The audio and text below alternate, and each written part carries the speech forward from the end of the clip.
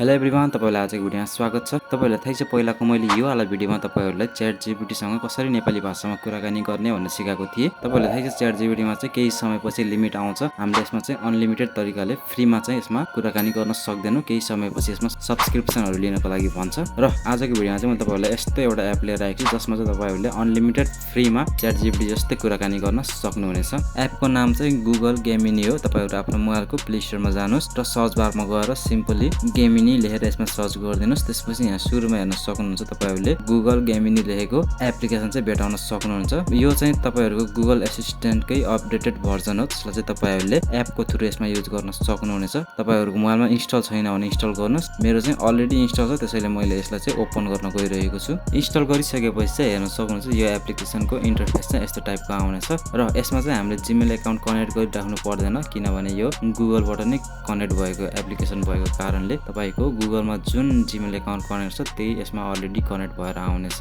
हामीले चाहिँ यसमा डाइरेक्ट कुराकानी गर्न सक्छौं। त्यसको लागि चाहिँ तलपट्टि हेर्न सक्नुहुन्छ माइक्रोफोन वाला अप्सन छ, त्यो वाला अप्सनलाई टच गर्नु होला। यति गरिसकेपछि अब भने तपाईले यसमा मजाले कुराकानी गर्न सक्नुहुनेछ। नेपाली भाषामा पनि कुराकानी गर्न सक्नुहुनेछ, तर त्यसको लागि तपाईहरुले ChatGPT मा जस्तै यसलाई रिक्वेस्ट गर्नुपर्ने हुन्छ मसित नेपाली भाषामा कुरा गर भनेर। त्यसपछि तपाईहरुले यसमा मजाले नेपाली भाषामा कुराकानी गर्न सक्नुहुनेछ, त्यो पनि अनलिमिटेड फ्रीमा।